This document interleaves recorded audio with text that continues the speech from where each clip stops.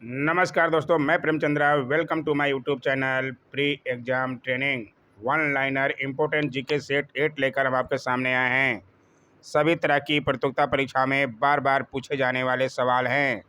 ज़रूर देखिए। अगर आपको सही में सफल होना है तो 50-50 सवालों का सेट कराया जा रहा है। 7 सेट पहले भी कराया जा चुका है। जो लोग नहीं देखे हैं ज़रूर से ज़रूर देखिए, बहुत फ़ायदा मिलेगा दोस्तों। आइए देखें आज का पहला सवाल। सेट 8 का पहला सवाल है, शिवाजी द्वारा लगाए गए 2 कर कौन कौन से हैं? कौन कौन से थे 2 कर शिवाजी द्वारा लगाए गए थे? बहुत बार सवाल बनेगा।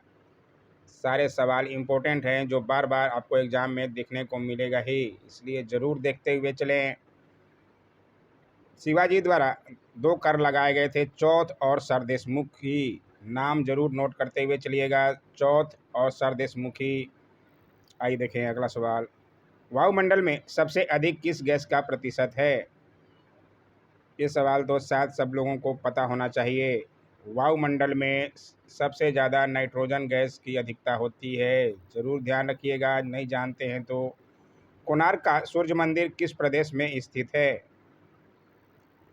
कोणार्क का सूर्य मंदिर ओडिशा में स्थित है। ज़रूर ध्यान रखिएगा, ये सवाल भी बार बार बनता है।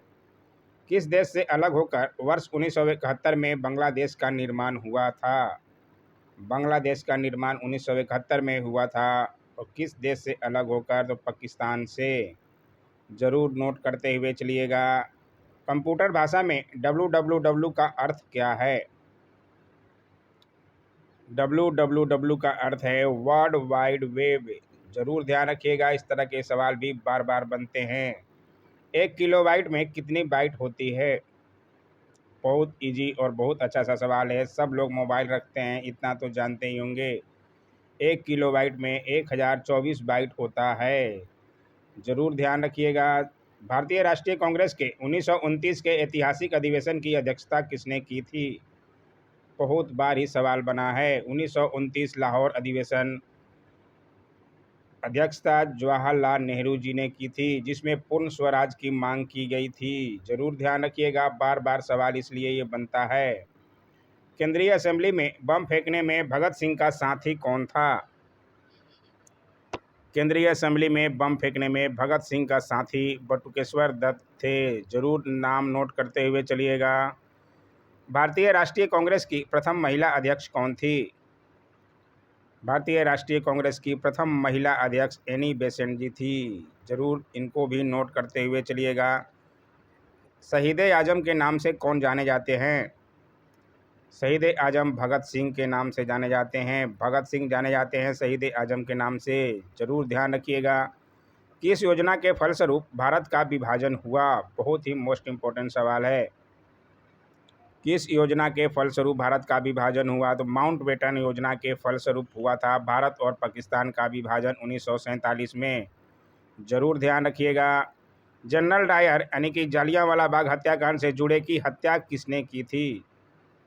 जनरल डायर जिन्होंने जलियांवाला बाग में गोली चलाने का आदेश दिया था, उनकी हत्या उधम सिंह ने की थी। नाम नोट करते हुए चलिएगा, बहुत बार ये सवाल पूछा जाता है।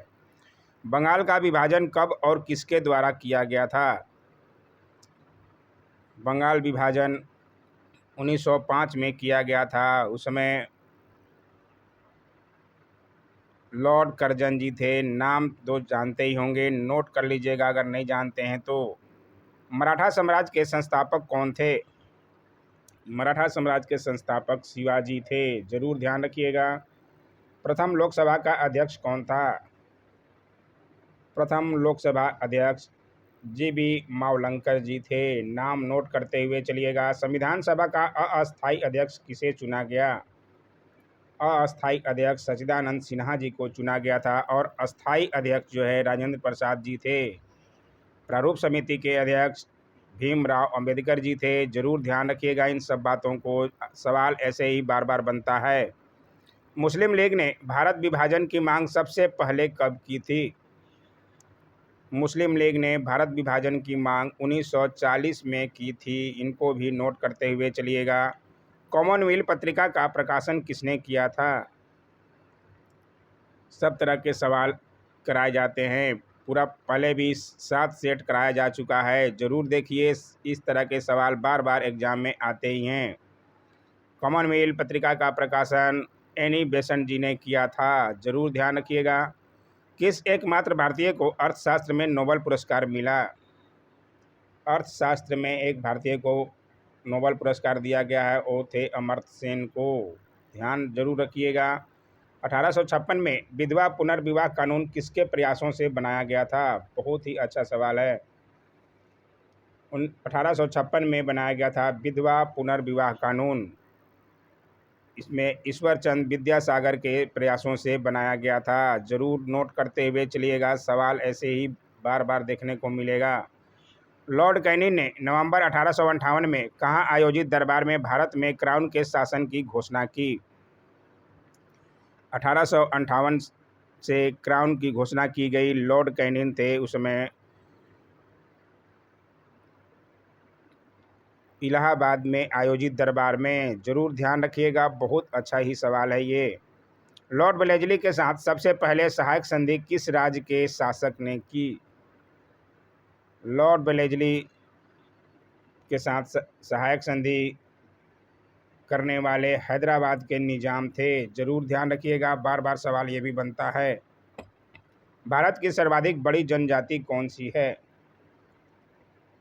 सबसे बड़ी जनजाति भारत की गोंड जनजाति है। जरूर ध्यान रखिएगा। कांग्रेस के प्रथम मुस्लिम अध्यक्ष कौन थे? भारतीय राष्ट्रीय कांग्रेस के प्रथम मुस्लिम अध्यक्ष बदरुद्दीन तैयब जी थे। इनका भी नाम नोट करते हुए चलिएगा। ब्लड ग्रुप की खोज किसने की थी? सब तरह के सवाल ही आपको सेट में मिलेगा। आपकी तैयारी में 4 चांद लगाने के लिए ये सेट कराया जा रहा है। आपका रिवीजन हो जाएगा। आप पूरा वीडियो ज़रूर देखा कीजिए। बहुत लोग सब्सक्राइब कर अनसब्सक्राइब कर दे रहे हैं, पता नहीं कितना पैसा लिया जा रहा है यहाँ से। फ्री का चैनल है आपके भाई का, सपोर्ट तो आप ही लोग को करना पड़ेगा। ब्लड ग्रुप की खोज लैंड स्टेनर ने की थी। ध्यान जरूर रखिएगा। एल्युमिनियम का प्रमुख अयस्क कौन सा है? एल्युमिनियम का प्रमुख अयस्क बॉक्साइड होता है। जरूर ध्यान रखिएगा। पहला कृत्रिम उपग्रह कौन सा था? पहला कृत्रिम उपग्रह जो था स्पुतनिक 1 था। किसका था जरूर बताइएगा कमेंट में, अगर जानते हैं तो। रूस का था, अमेरिका का था, भारत का था या फ्रांस का था? जरूर कमेंट किया कीजिए। किस उपकरण द्वारा यांत्रिक ऊर्जा को विद्युत ऊर्जा में परिवर्तित किया जाता है? बहुत बार ही सवाल ये बना है। यांत्रिक ऊर्जा को विद्युत ऊर्जा में परिवर्तित डायनमो के द्वारा किया जाता है। जरूर ध्यान रखिएगा, सवाल बार बार ये बनेगा ही। कंप्यूटर की अस्थायी स्मृति क्या कहलाती है? कंप्यूटर की अस्थायी स्मृति को रैम कहते हैं, रैंडम एक्सेस मेमोरी। जरूर ध्यान रखिएगा। एक रोम होता है रीड ओनली मेमोरी और एक रैम होता है अस्थायी स्मृति। जरूर ध्यान रखिएगा। रिएक्टर पैमाने द्वारा क्या मापा जाता है? रिएक्टर पैमाने द्वारा भूकंप की तीव्रता मापी जाती है। ये भी जरूर ध्यान रखिएगा, सवाल ऐसे ही दिखेगा एग्जामों में। भूपटल में सबसे अधिक कौन सी धातु है? भूपटल में सबसे अधिक एल्युमिनियम धातु पाई जाती है। ये भी जरूर ध्यान रखिएगा। किस ग्रह को चांद का तारा कहते हैं? किस ग्रह को चांद तारा कहते हैं? तो शुक्र ग्रह को चांद तारा कहा जाता है। जरूर ध्यान रखिए। वायुमंडल की सबसे निचली सतह को क्या कहते हैं? वायुमंडल की सबसे निचली सतह को क्षोभ मंडल कहते हैं। जरूर नोट करते हुए चलिएगा। पृथ्वी को 1 डिग्री देशांतर घूमने में कितना समय लगता है? पृथ्वी को 1 डिग्री देशांतर घूमने में 4 मिनट का समय लगता है। ये सवाल भी बार बार बना है। प्लास्टर ऑफ पेरिस किससे बनता है? प्लास्टर ऑफ पेरिस जो है जिप्सम से बनता है। ये भी सवाल बहुत बार बना है। मछलियाँ किसकी सहायता से सांस लेती है? मछलियाँ जो है गलफड़ों की सहायता से सांस लेती है। इसे भी नोट करते हुए चलिएगा, स्क्रीनशॉट ले लीजिएगा। टेलीग्राम ज्वाइन कीजिएगा, फ्री का PDF दिया जाता है टेलीग्राम पे भी। पैसे कहाँ लिए जा रहे हैं, आप लोग सब्सक्राइब करने के बाद भी अनसब्सक्राइब करके चले जा रहे हैं। और फिर से वीडियो देख ही रहे हैं, सब्सक्राइब कर लीजिए, आप ही का फ़ायदा होगा दोस्तों। हरे पौधे द्वारा भोजन बनाने की क्रिया क्या कहलाती है? हरे पौधों द्वारा भोजन बनाने की क्रिया को प्रकाश संश्लेषण कहते हैं। ये तो बच्चे में ही पढ़े होंगे। दूध से क्रीम किस प्रक्रिया से बनाई जाती है? दूध से क्रीम बनाने की प्रक्रिया अपकेंद्रीय बल से बनाई जाती है, ज़रूर ध्यान रखिएगा। रिजर्व बैंक ऑफ इंडिया का मुख्यालय कहाँ है? आरबीआई स्थापना 1935 में हुई थी। इसका मुख्यालय जो है मुंबई में है, ध्यान जरूर रखिएगा। किसे सीमांत गांधी कहा जाता है? सारे ही इजी दिखने वाले सवाल, लेकिन बार बार एग्जाम में दिखते हैं, कंफ्यूज हो जाते हैं आप लोग, याद रखना ही पड़ेगा इन सवालों को। सीमांत गांधी खान अब्दुल गफार खान जी को कहा जाता था, जरूर ध्यान रखिएगा। विश्व का सबसे बड़ा द्वीप कौन सा है? द्वीप पूछ रहा है, विश्व का सबसे बड़ा द्वीप ग्रीनलैंड है, जरूर ध्यान रखिएगा, नाम नोट करते हुए चलिएगा। स्वतंत्र भारत के प्रथम राष्ट्रपति कौन थे? बच्चे सा सवाल है लेकिन जानना जरूरी है। डॉक्टर राजेंद्र प्रसाद जी स्वतंत्र भारत के प्रथम राष्ट्रपति थे। राष्ट्रपति आज़ादी के बाद से ही बनाए गए, उसके पहले गवर्नर जनरल हुआ करते थे जो देश को संभालते थे, लेकिन उसके बाद से राष्ट्रपति बन गए। डॉक्टर राजेंद्र प्रसाद जी बने थे पहले 1950 में। काली मिट्टी किस फसल के लिए सर्वाधिक उपयुक्त है? काली मिट्टी जो है कपास के लिए सबसे ज़्यादा उपयुक्त होती है, ज़रूर ध्यान रखिएगा। पूरे 50 सवाल के सेट है दोस्तों, अच्छे सवाल कराए जाते हैं, देखा कीजिए ज़रूर, आप ही का फ़ायदा होगा। कौन सा विदेशी आक्रमणकारी कोहिनूर हीरा एवं मयूर सिंहासन लूटकर अपने साथ स्वदेश ले गया?